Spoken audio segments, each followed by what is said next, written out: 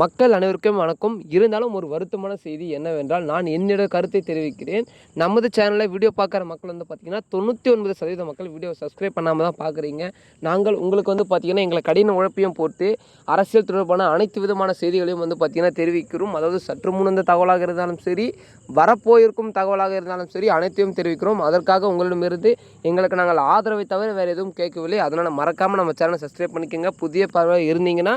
அது மட்டும் இல்லை, என்ன செய்தி அதாவது அப்படின்னு பார்த்தீங்கன்னா, திமுகவுடன் கைகோத்த ஜெயக்குமார் இபிஎஸ் அதிர்ச்சி. அதாவது நம்ம அதிமுக கட்சியிலிருந்து பார்த்தீங்கன்னா செங்கோட்டையன் அவர்கள் நீக்கம். இது உங்கள் அனைவருக்குமே தெரியும். தெரியாதவங்க தெரிஞ்சுக்கோங்க.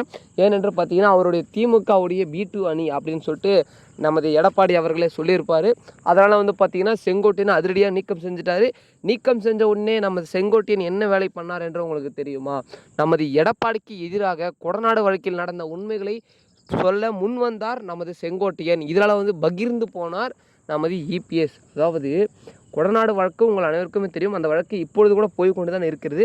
அங்கு நடந்த ஒரு சில உண்மைகளை வந்து பார்த்திங்கன்னா கக்க ரெடியாக உள்ளார் நமது செங்கோட்டையன். அதை வாயை பூட்டி தடுத்து நிறுத்திய எடப்பாடி அப்படின்ற சமூக வலைதளம் ரொம்ப விரலாக பரவிட்டுருக்கு தகவல்.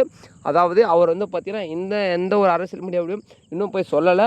பட் அவர் உண்மையை சொன்னால் அது பெரிய ஆபத்து. அது உண்மையாக பொய்யா என்பது மக்களாகிய கொடநாடு வழக்கை விசாரித்த போலீஸ் அதிகாரிகளுக்கு மற்றும் சிபிஐக்கு மட்டும்தான் தெரியும். ஏனென்றால் அதில் நடந்தது அப்பொழுது ஒரு கூறியிருப்பார். இப்பொழுது அவர் அதிமுகவிலிருந்து வெளியேறிவிட்டார்.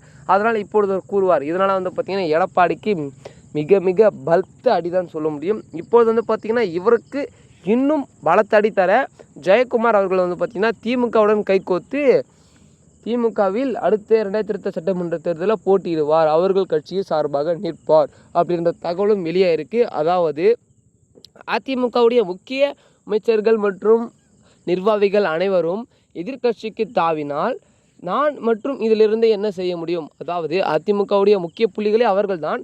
அவர்களே இல்லாத போது இந்த கட்சி இப்படி மென்மேலும் வளர்ந்து வருகிற 2026 சட்டமன்ற தேர்தலில் வெல்லும் அப்படின்னு பார்க்குறாரு. அவரும் அந்த இதுவாக யோசிக்கிறாரு. என்னதான் தனது கட்சியாக இருந்தாலும் தனது கட்சிக்கு ஆதரவாக இருந்தாலும் அவர் யோசிக்கக்கூடியது சரி நல்லதல்லவா?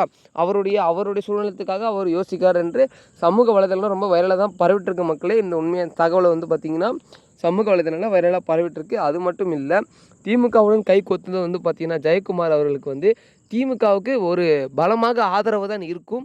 ஏனென்றால் வருகிற 2021 சட்டமன்ற தேர்தலில் வெறும் 2 பேருக்கு தான் போட்டி என்று தவிக தலைவர் விஜய் கூறியிருக்கிறார். அதில் திமுக மற்றும் தவிக இரு கட்சிகளுக்கு மட்டும்தான் போட்டி. மற்ற கட்சிகள்லாம் இப்போ என்ன இல்லையா இல்லை இருக்கா அப்படின்ற ஒரு கேள்விக்குறி எழும்பியிருக்கு.